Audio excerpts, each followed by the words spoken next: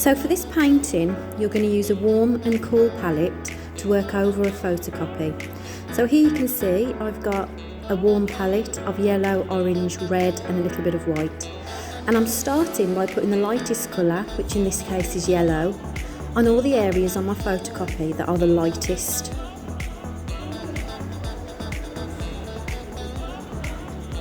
You've got two choices with your background. You can carry on with your warm palette, or to give a good contrast, you could switch to a cool palette. So your cool palette would consist of blue, purple and green. You might want to add a little bit of white there to get a wider range of colours. Or you might want to start with the bull being cool colours and add warm colours to your background for a contrast. It's all about making your own decisions and choices. So I'm picking out all of those lightest areas on the photocopy and applying the yellow acrylic. Try and apply it thick, because by the time your painting's finished, you don't want to be able to see that it was a photocopy underneath.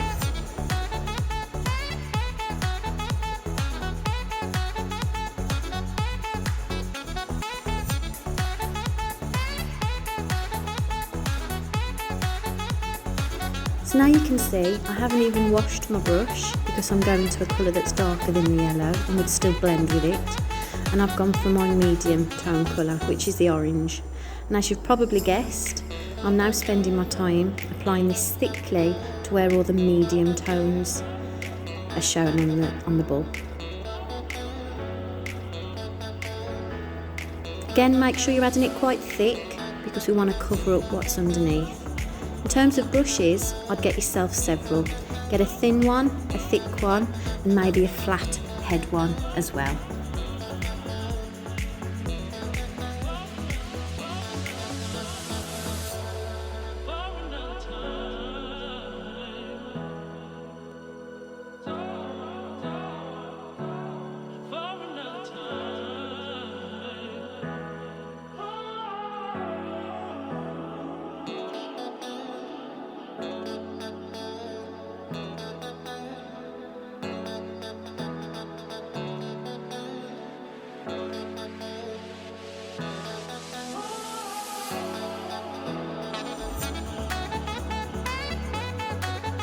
So the last colour that I'm going to apply to the bull is the darkest, which is the red.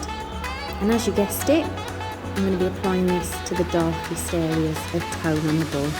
Now when this is all dry, you can go back in and pick out some finer details and features. It depends how you want your painting to look at the end. You might want it quite block colour, which mine will be, or some students like to add finer details.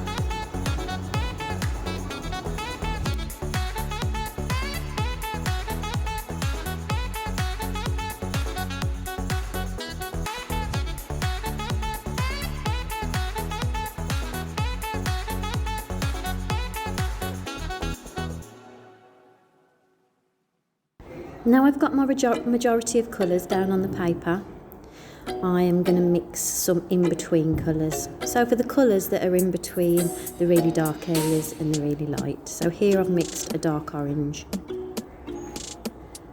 I've used a thinner brush to really get in those finer details.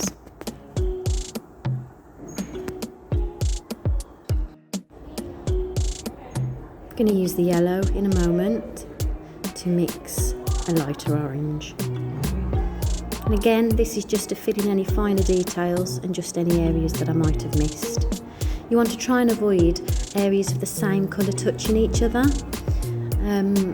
particularly if it's showing the bridge between a leg and the body. So if you look on that right hand side of the bull, the leg that sticks out the most, I've tried to make sure that where those two joins of the bull's body meet, I've got a variation of tones to really get that contrast.